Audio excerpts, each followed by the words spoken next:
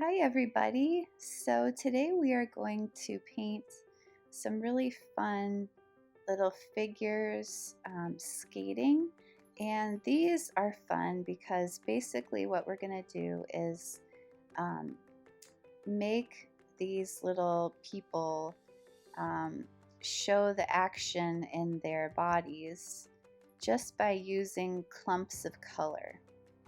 So here on this first one you can see that I just made two thin rectangles for the little legs and another rectangle on top for the torso, and then I'm just showing the movement of the arms by the direction that I place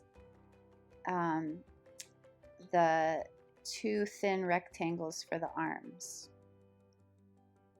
And these are so simple because there's no features on the faces, and the hands and the feet are really just mittens and skates. And then on the top of the heads, sometimes there might be hair, but there's just winter hats. So we're just playing with how to communicate movement very simply with blocks of color for these people's outfits. So I'm going to paint a lady in a dress, and I'm just going to, for her tights, I'm going to show how her legs are moving as they skate. Here's a little mitten. There's really no way to go wrong here.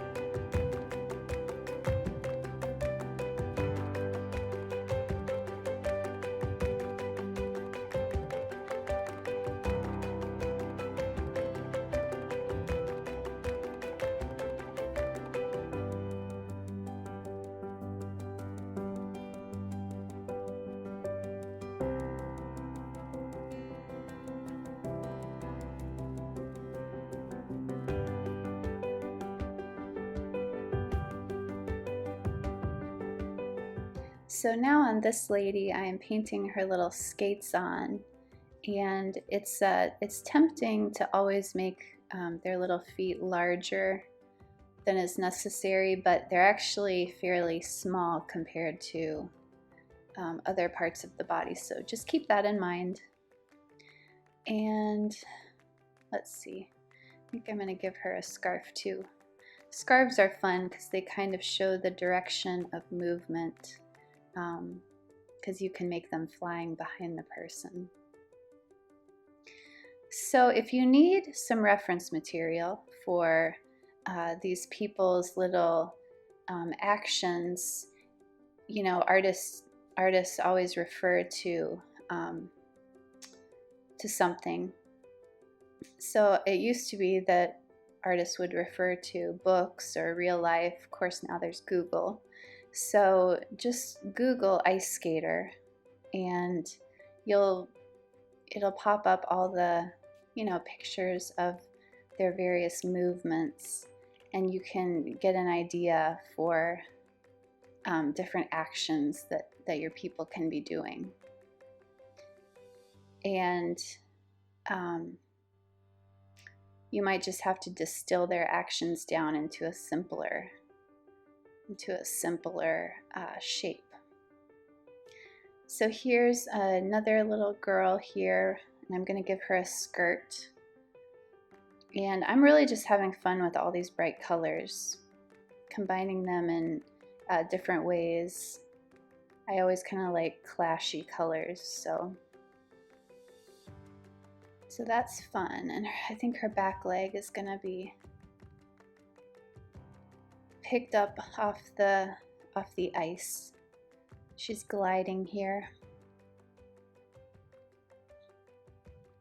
And towards the end, after we get in the background, we will add some little skate lines, skate paths where these skaters have been.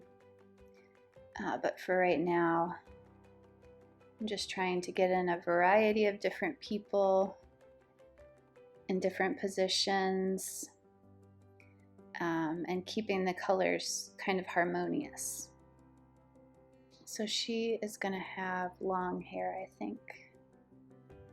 And instead of her scarf showing the direction of her movement, it's going to be her ponytail. Yeah, I like that. And she could even have a hat on top of that.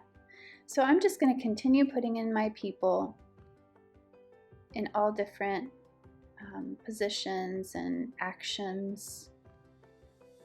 And then we will work on the background.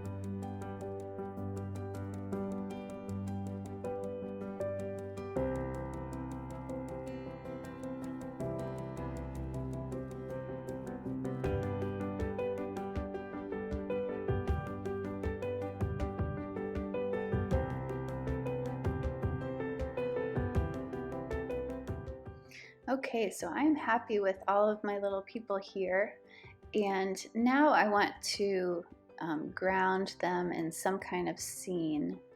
So I'm going to try to keep the ice white, so I'm going to paint what isn't ice. So for the background, I'm going to use like a dark purpley blue color, as if it's either a gloomy winter day or at night. And I'm just going to paint in loosely kind of the horizon line past where this ice rink ends. So I'm just dropping in some dark colors, kind of letting them blend together with some washes of my wet brush. And these are Peerless watercolors that I'm using. They're the paints that come on sheets of paper. And they're really pretty because they blend together in these really beautiful ways. I've never worked with a watercolor that blends with other colors as nicely as the Peerless colors do. And the Peerless colors are what comes in my watercolor kits. They're pretty fun to use and not very messy. So I'm just painting in some little banks along the sides here to give an idea of where the ice rink ends. Just sort of adding colors that I think looks good and blending it out. You know, these could even though I'm painting them purple and blue, the idea is that these are snow banks, and shadows on snow always have a color. So that's the feeling that I'm trying to evoke with these colors. And then once these dry, I'm gonna go back in with like a dark black, gray, neutral, and do some wintry looking trees. I want to keep the background simple so that the focus is on all my fun ice skaters.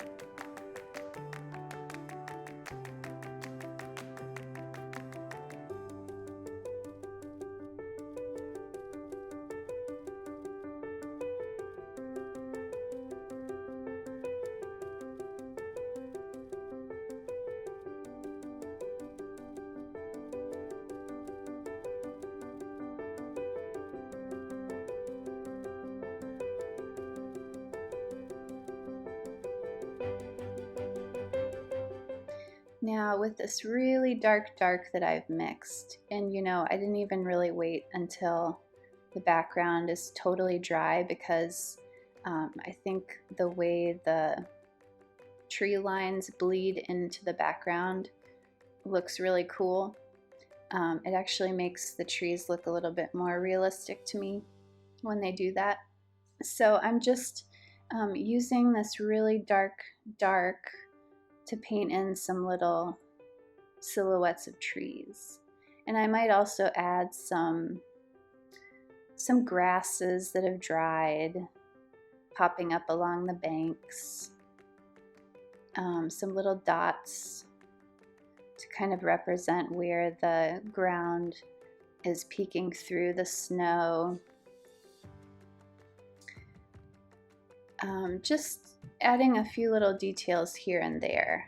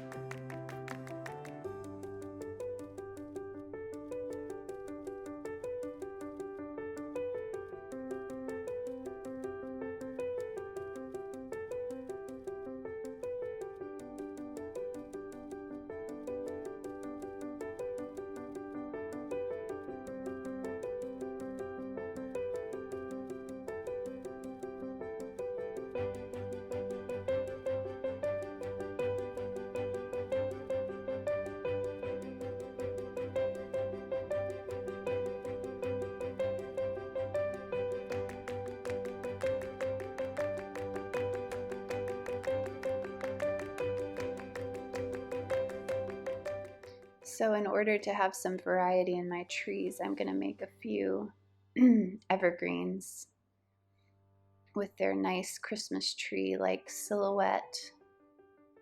And those are going to be a little lighter and bushier.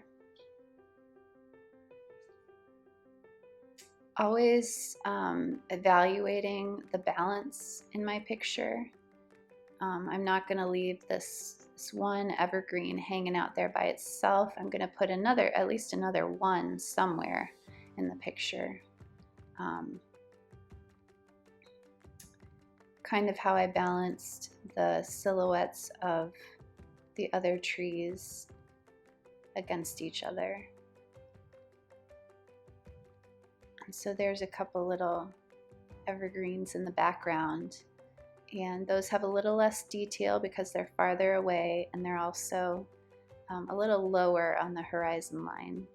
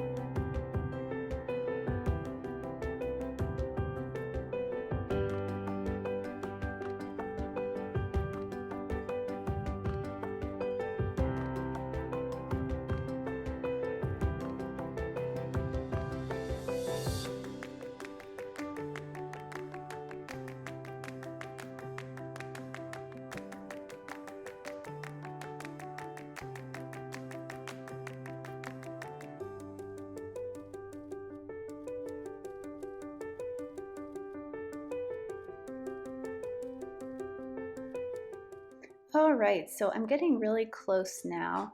I like the little landscape details that I've added, and I'm just going to go back over my figures and see if there are any finishing touches that I want to add, like stripes on any of these girls' skirts, or a belt, or just tiny little touches of color that can make it look more finished.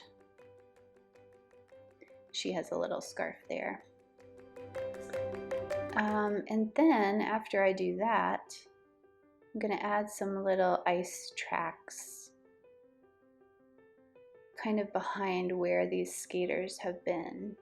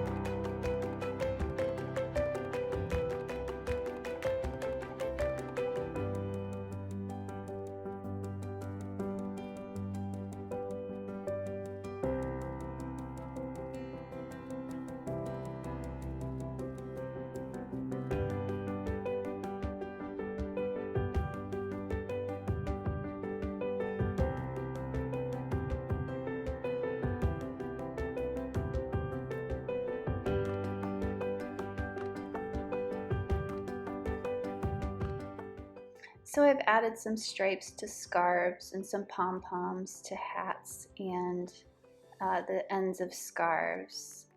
And now I'm going to add some ice tracks. And I don't want these to stand out a whole lot, so I'm going to try to make them very, very pale and fairly unobtrusive. Moving my brush quickly to get that tapered flick at the end of my stroke.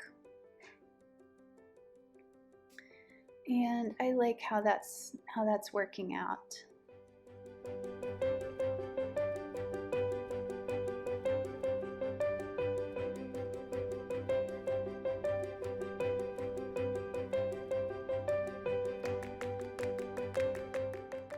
So with my brush, I'm just going to kind of, with a wet brush, no pigment, I'm going to kind of blend some of these lines to make them even a little lighter. And that'll do it. So these little figures are really cute on gift tags. You could paint these on a gift bag. Just have fun with it. Thanks for joining me.